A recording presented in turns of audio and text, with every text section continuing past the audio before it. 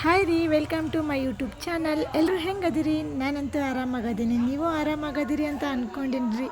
ನೋಡಿರಿ, ಇವತ್ತು ತುಂಬ ಸಿಕ್ಕಾಪಟ್ಟೆ ಚಳಿ ಐತಿ. ಹಾಗಾಗಿ ನಮ್ಮಪ್ಪ ಬಜ್ಜಿ ಮಾಡಬೇ ಅಂದ. ಹಂಗೆ ಬಜ್ಜಿ ಮಾಡಕ್ಕೆ ನಾ ಹೊಂಟಿನಿ. ನೋಡಿರಿ, ನಮ್ಮಪ್ಪರ ನಾಳೆಗೊಂದು ಫಂಕ್ಷನ್ ಐತ್ರಿ, ಅಲ್ಲಿಗೆ ಹೊಂಟಾರ. ಆ ಕಾರಣಕ್ಕಾಗಿ ಬಟ್ಟೆನ ಇಸ್ತ್ರಿ ಮಾಡ್ಕೊಳಕತ್ತಾರ. ಅದಕ್ಕೆ ನನಗೆ ಬಜ್ಜಿ ಮಾಡಂದ್ರಿ. ಆ ಕಾರಣಕ್ಕೋಸ್ಕರ ನಾನು ಬಜ್ಜಿ ಮಾಡಕ್ಕೆ ಬಂದೀನಿ. ನೋಡಿರಿ, ಇಲ್ಲಿ ಇವಾಗ ನಾನು ನಮ್ಮಪ್ಪ ನಮ್ಮವ್ವ 3 ಜನ ಅದೀವಿ. ಆ ಕಾರಣಕ್ಕೋಸ್ಕರ ಸ್ವಲ್ಪ ಹಿಟ್ಟು ತೊಗೊಂಡಿನಿ ರೀ. ಜಾಸ್ತಿ ಬಜ್ಜಿ ಮಾಡಲ್ಲ. ನಮ್ಮ 3 ಜನಕ್ಕೆ ಎಷ್ಟು ಬೇಕೋ ಅಷ್ಟೇ ಬಜ್ಜಿ ಮಾಡ್ಕೊಳಕತ್ತೀನಿ. ನಾನು ಮೊದಲೇ ಆಲ್ರೆಡಿ ಏನೈತೆ ನೋಡಿರಿ, ಹಿಟ್ಟು ಸಾನ್ಸಿ ಇಟ್ಕೊಂಡಿದ್ದೆ ಸ್ವಲ್ಪ. ಹಾಗಾಗಿ ಹಿಟ್ಟು ಸಾನ್ಸಿ ಇಟ್ಕೊಂಡ್ಮೇಲೆ ನಾನು ಅದಕ್ಕೆ ಸೋಡಾ ಪುಡಿ, ಹಾಗೆ ಅಜ್ವಾನ, ಹಾಗೆ ರುಚಿಗೆ ತಕ್ಕಷ್ಟು ಉಪ್ಪು ತಯಾರು ಮಾಡಿ ಇಟ್ಕೊಂಡಿನಿ ರೀ. ನಾನು ನೋಡಿರಿ, ಇಲ್ಲಿ ಎಷ್ಟು ಬೇಕೋ ಅಷ್ಟೇ ಸೋಡಾ ಪುಡಿ ಹಾಕೀನಿ. ಹಾಗೆ ಎಷ್ಟು ಬೇಕೋ ಅಷ್ಟೇ ಸ್ವಲ್ಪ ಉಪ್ಪು ಹಾಕೀನಿ. ಹಾಗೆ ನನಗೆ ಎಷ್ಟು ಬೇಕಷ್ಟು ಅಜ್ವಾನ ಹಾಕ್ಕೊಂಡಿನಿ ರೀ.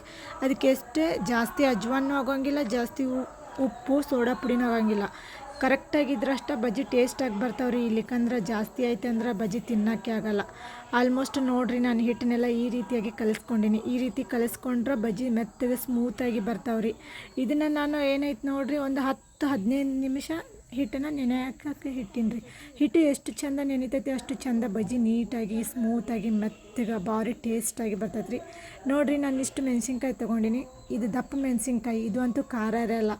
ಆ ಮೆಣಸಿನ್ಕಾಯಿ ಸಮೇತ ಕಚ್ಕೊಂಡು ತಿನ್ಬೋದು, ಅಷ್ಟು ಟೇಸ್ಟಿಯಾಗಿರುತ್ತೆ. ಹಾಗಾಗಿ ನಾನು ಈ ಮೆಣಸಿನ್ಕಾಯಿನ ಬಜ್ಜಿ ಮಾಡೋಕೆ ಯೂಸ್ ಮಾಡಕತ್ತೀನಿ ರೀ. ನೀವು ಆಲ್ಮೋಸ್ಟ್ ಈ ರೀತಿ ಬಜ್ಜಿ ಮಾಡ್ಕೊಳಕ್ಕೆ ಈ ರೀತಿ ಮೆಣಸಿನ್ಕಾಯಿನ ಯೂಸ್ ಮಾಡ್ಕೊರಿ. ಹಾಗೆ ನಾನು ಇಲ್ಲಿ ಸಣ್ಣ ರಿಚ್ ಎಣ್ಣೆ ತೊಗೊಂಡಿನಿ ರೀ ಬಜ್ಜಿ ಮಾಡ್ಕೊಳಕ್ಕೆ. ನೋಡಿರಿ, ನಾನಿಲ್ಲೇ ಸ್ವಲ್ಪ ಬಜ್ಜಿ ಮಾಡಕತ್ತೀನಿ.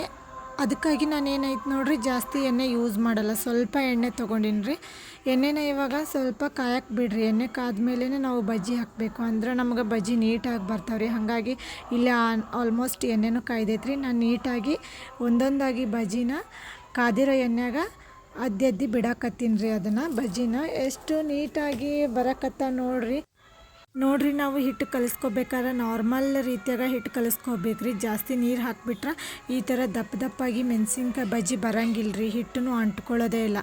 ನೋಡಿರಿ, ಎಷ್ಟು ನೀಟಾಗಿ ಬಜ್ಜಿ ಬಂದವ್ರಿ. ನನಗಂತೂ ಭಾರಿ ಸಖತ್ತಾಗಿದ್ದೀವಿ ರೀ ಬಜ್ಜಿ ಮಾತ್ರ. ಎಷ್ಟು ಸ್ಮೂತಾಗಿ ಬಂದವು ನೋಡಿರಿ, ನೀವೇ ಗೊತ್ತಾಗುತ್ತಲ್ರಿ ನಿಮ್ಗೆ ಮೆಣಸಿನ್ಕಾಯಿ ಬಜ್ಜಿನ. ನೀವು ಹಿಟ್ಟನ್ನ ಎಷ್ಟು ನೆನೆ ಹಾಕ್ತೀರಿ ಅಷ್ಟು ಟೇಸ್ಟಿಯಾಗಿ ಮೆತ್ತಗೆ ಬರ್ತಾವ್ರಿ.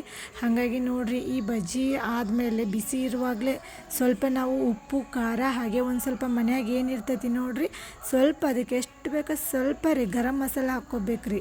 ಹಾಕ್ಕೊಂಡು ಫುಲ್ ಎಲ್ಲನೂ ಮಿಕ್ಸ್ ಮಾಡ್ಕೋಬೇಕ್ರಿ. ಯಾಕಂದ್ರೆ ಅದು ಈ ಖಾರ ಉಪ್ಪು ಗರಂ ಮಸಾಲೆ ಆ ಬಜ್ಜಿ ಒಳಗೆ ಮಿಕ್ಸ್ ಆಯ್ತಂದ್ರೆ ತಿನ್ನೋ ಹೊತ್ನ್ಯಾಗ ಭಾರಿ ಟೇಸ್ಟ್ ಅಂದ್ರೆ ಭಾರಿ ಟೇಸ್ಟಾಗಿ ಬರ್ತಾವ್ರಿ. ನಾನಂತೂ ಎಲ್ಲ ಹಾಕಿ ಮಿಕ್ಸ್ ಮಾಡೀನಿ ರೀ. ತೊಗೊಂಡು ಹೋಗುಂಬರ್ರಿ. ಇವಾಗ ನಮ್ಮ ಅಪ್ಪನೂ ಹೊರಗಡೆ ಕುಂತಾರ್ರಿ, ಏನೋ ಮಾಡಾಕತ್ತಾರ ಅವರು.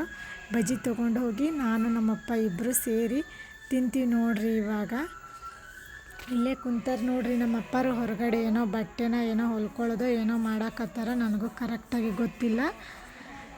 ಟೈಮ್ ಅಂತೂ ಇವಾಗ ನೋಡ್ರಿ ಒಂದು 7:30-8 ಗಂಟೆ ಆಗಿರ್ಬೋದು. ಈ ಟೈಮ್ನಾಗ ನಾವು ಬಜ್ಜಿ ಮಾಡ್ಕೊಂಡು ತಿನ್ನಕತ್ತೀವಿ ನೋಡಿರಿ. ಬಜ್ಜಿ ಮಾತ್ರ ಸ್ಮೂತಾಗಿ ಬಂದವು. ಹಾಗೆ ನಾನು ಒಂದು ಸ್ವಲ್ಪ ಹೆಂಗೈತಿ ಅಂತ ಟೇಸ್ಟ್ ನೋಡೇ ಬಿಟ್ಟೆ ರೀ ಕಚ್ಚಿ. ಮೆಣಸಿನ್ಕಾಯಿ ಸಮೇತ ಕಚ್ಚಿನಿ ರೀ. ಯಾಕಂದ್ರೆ ಅವು ಮೆಣಸಿನ್ಕಾಯಿ ದಪ್ಪ ಮೆಣಸಿನ್ಕಾಯಿ, ಆ ಕಾರಣಕ್ಕೋಸ್ಕರ ಅವು ಖಾರ ಅಂತೂ ಇರೋದೇ ಇಲ್ಲ. ಹಾಗಾಗಿ ಮೆಣಸಿನ್ಕಾಯಿ ಸಮೇತ ತಿನ್ಬೋದು ರೀ. ಭಾರಿ ಟೇಸ್ಟಾಗಿ ಇರ್ತಾವ್ರಿ. ನನಗಂತೂ ತುಂಬ ಇಷ್ಟ ಆಯ್ತು ರೀ ಬಜ್ಜಿನ.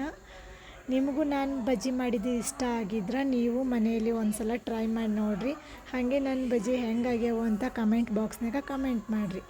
ಇಲ್ಲಿಗೆ ಈ ನನ್ನ ಲಾಗ್ನ ಎಂಡ್ ಮಾಡ್ತೀನಿ ರೀ. ಯಾರ್ಯಾರು ಹೊಸಬ್ರು ನನ್ನ ಚಾನಲ್ ನೋಡಕತ್ತೀರಿ ಬೇಗ ಸಬ್ಸ್ಕ್ರೈಬ್ ಮಾಡ್ಕೊಳ್ಳಿ. ಬಾಯ್ ಬಾಯ್.